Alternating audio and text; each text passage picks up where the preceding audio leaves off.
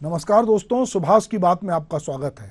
कई बार ऐसा लोगों को लगता है कि सरकार बदल जाती है, पर जो सिस्टम है, जो लाल फीताशाही है, वो तंत्र नहीं बदलता। और बहुत बार लोगों के मन में आता है कि हमने डेमोक्रेसी में विश्वास करते हैं, हमने वोट दिया, हमने लोगों को, नए लोगों को चुना, पर जो सारी व्यवस्थाएं जो होती हैं उसमें बहुत आमूल चूल परिवर्तन की अगर लोग अपेक्षा करते हैं तो वो निराश होते हैं। उनको लगता है कि सारा सिस्टम एक ढर्रे पे काम करता है, चाहे वो अस्पताल हो, चाहे स्कूल हो, चाहे सरकारी दफ्तर हो, चाहे जेल हो।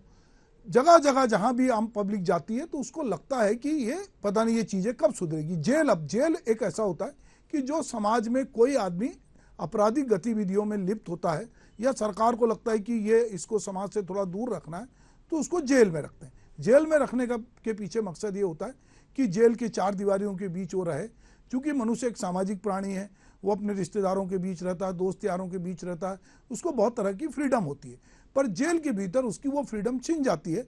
उसके एक उठने बैठने सोने होने की चीज़ें जो सामान्य घर में होती है उससे वो अलग होता है, ताकि उसको ये रियलाइज़ हो कि भाई उसने कोई ऐसा गलत काम किया था कि उसको ये जेल में जाना पड़ा। कई बार निरपराध भी लोग जेल में चले जाते हैं। बावजूद इसके जेल जो है इसीलिए बना होता है कि उनको एक जो सामाजिक व्यवस्था है, जो हमारी सभ्यता है, जो हम शहरी सभ्यता कहें, ग्रामीण सभ्यता कहें, उसमें कोई आदमी ने ऐसा काम किया है जो कानून में वर्जित है और उसको जेल जाना पड़ता है। वो जेल में रहता है। अब जेल के भीतर ये माना जाता है कि अगर आप राजनीतिक कैदी नहीं हैं और बाकी तरह से हैं तो आपको वो प्रिविलेज नहीं मिलता जो कि राजनीतिक कैदी को थोड़ी बहुत सुविधाएं मिलती हैं।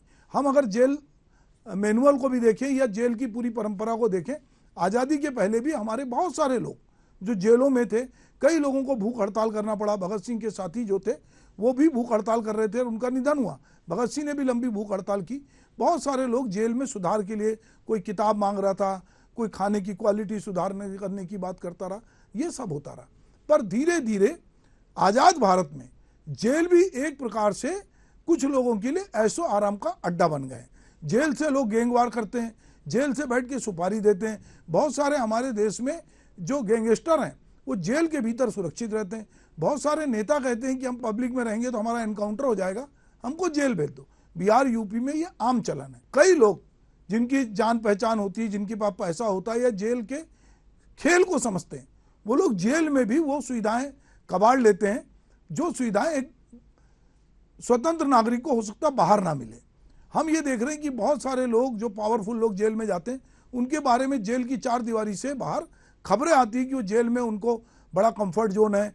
जब तकलीफ होती है तो अस्पताल में भर्ती हो जाते हैं, कभी कभी वो रात को अपने घर भी चले जाते हैं, उनसे कई लोग मिलते हैं, उनके पास सारी सुविधाएं हैं। क्योंकि जेल प्रशासन या जेल में जो लोग बैठते हैं, जो उसको देखते हैं, वो कहीं ना कहीं उन पर मेहरबान होते हैं। ये मेहरबानी की कई वजह हो सकती है। एक वजह ये होती है कि उनको कोई लोग पैसा देते हैं, कोई लोग ऊपर से फ़ोन करते हैं, कोई इतने रसूखदार होते हैं कि प्रशासन भी उनसे डरता है कि इनको ज़्यादा हमने परेशान किया। और कुछ लोग लंबे समय से रहते हैं तो वहाँ पे गैंग भी बना लेते हैं। जो नया आदमी जाता है, जो नया अपराधी जाता है या जिसको निरपराध भी और जाता है तो उसके साथ दुर्व्यवहार होता है, मारपीट होती है। ऐसी खबरें हमको आए दिन सुनने मिलती है। तो ऐसे कई सरकारी महकमे हैं जिनमें बदहाली, लापरवाही और आपराधिक गतिविधियों से गहरा नाता बन गया। लगता है कि सिस्टम में इन बुराइयों का स्थायी अड्डा बना लिया। मंगलवार रात दुर्ग केंद्रीय जेल में जिला प्रशासन ने छापा मारा तो यहाँ भारी पैमाने पर लापरवाही, मनमानी का भंडाफोड़ हुआ। कैसे दबंग अपराधी पूरे जेल प्रशासन को अपने इशारे पे नचा रहे हैं, इसका शर्मनाक खुलासा हुआ। गौरतलब है कि दुर्ग जो सेंट्रल जेल है उसमें कई हाई प्रोफाइल मामले से जुड़े कैदी सजा काट रहे हैं। इसके बाद भी इस जेल की का जो व्यवस्था है, सिस्टम में व्याप्त भ्रष्टाचार का शिकार नजर आई। जब एसपी और उनकी टीम ने जेल में दबिश दी तो पाया कि महादेव सट्टा एव और हत्या के आरोपी दीपक नेपाली, गैंगस्टर तपन सरकार और मुक्कू नेपाली जैसे अपराधियों को वीआईपी ट्रीटमेंट मिल रहा है। इसका खुलासा तब हुआ जब दुर्ग कलेक्टर और एसपी ने अपनी पूरी टीम के साथ यहाँ छापामारी की। जब वे जेल की बैरक में पहुंचे तो चौंकाने वाली तस्वीरें सामने आई। इस दौरान कई आपराधिकजनक चीजें बरामद हुई। तपन सरकार, मुक्कू नेपाली, दीपक नेपाली और उपेंद्र काबरा जिस बैरक में है वहाँ वीआईपी ट्रीटमेंट दिया जा रहा था। सभी आरोपी मोटे गद्दे पे सोए हुए थे। इनके गद्दे से नीचे काजू, बादाम, किशमिश मिले। जब एसपी ने इनके बारे में पूछा तो जेल अधीक्षक कोई जवाब नहीं दे पाए। इस पर एसपी ने जेल अधीक्षक को जमकर फटकार भी लगाई। लोकसभा चुनाव के मद्देनजर केंद्रीय जेल दुर्ग का आकस्मिक निरीक्षण ये किया गया था। इस दौरान बैरक में एक मोबाइल फोन, सिम, उस्तरा, ब्लेड, चाकू जैसे हाथ से बने औजार भी देखने में मिले। चिलम, बीड़ी, सिगरेट, अन्य प्रतिबंधित जो सामग्री जो जेल में नहीं होना चाहिए वो भी जेल में मिली। हालांकि ये जेलों से आपत्तिजनक बरामदगी की पहली घटना नहीं है। देश भर में कई जेलों से इस तरह की बरामदगी हो चुकी है। आए दिन खबरें आती रहती कि फला जेल में फला गैंगस्टर ने अपनी काली करतूतों को अंजाम दिया। मई 2023 में जांजगीर जिला जेल में बंदियों से नशे का सामान बरामद किया गया था। छापेमारी के दौरान प्रशासन के सामने कैदियों ने हंगामा खड़ा कर दिया। 2019 में रायपुर जेल में गैंगवार की खबर सामने आई थी। इस दौरान जेल में 2 गुटों से में धारदार हथियारों के साथ जो है वो उनसे बरामद भी किए गए, क्योंकि आशंका थी कि इनमें आपसी लड़ाई में इस्तेमाल किए जाएंगे।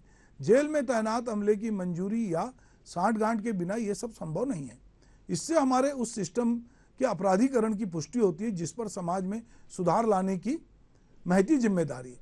दरअसल आज़ाद भारत में जेलों को सुधार गृह के तौर पर विकसित करने की कवायद हुई, लेकिन ये घूस देने वालों के लिए राजनीतिक संरक्षण प्राप्त अपराधियों का ऐसगा बन गया है।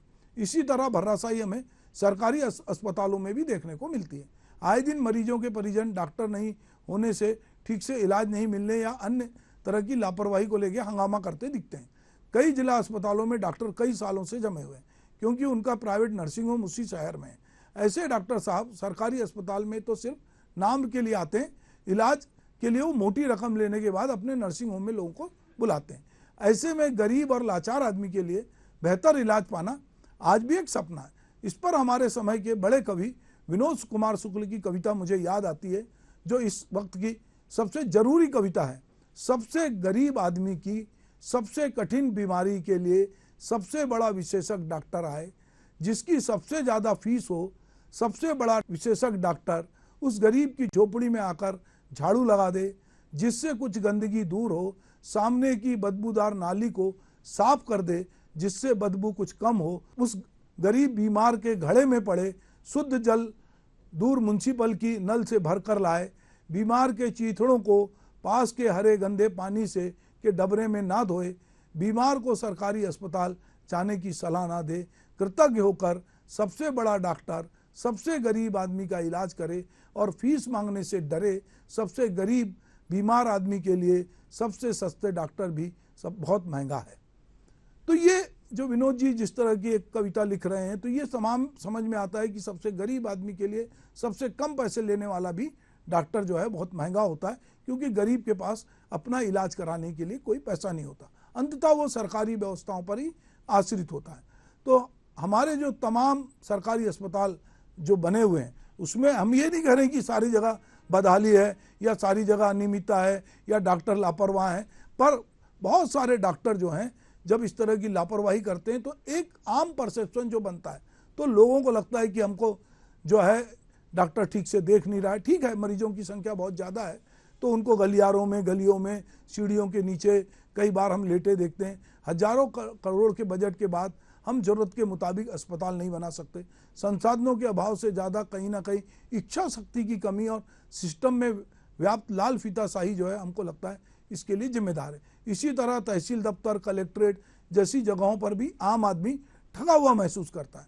हमारा बीमार सिस्टम से हार कर लोग खुद को पिटा हुआ महसूस करते हैं। अभी चुनाव का वक्त है, नेता आएंगे, सब सुधार देने के वादे करेंगे, लेकिन हमारा सिस्टम को जो धार करने वाली और जो उसको जो भोतरा करने वाली ताकतें हैं वो इतनी मजबूत हैं कि वो उस सुधार को होने नहीं देती, और जो लोग सुधार का बीड़ा उठाने वाले लोग भी उसी बीमार व्यवस्था का हिस्सा बन जाते हैं। और कहीं ना कहीं उनको जब जाते हैं तो उनके सामने वो सारी व्यवस्था चाक चौबंद लगती है।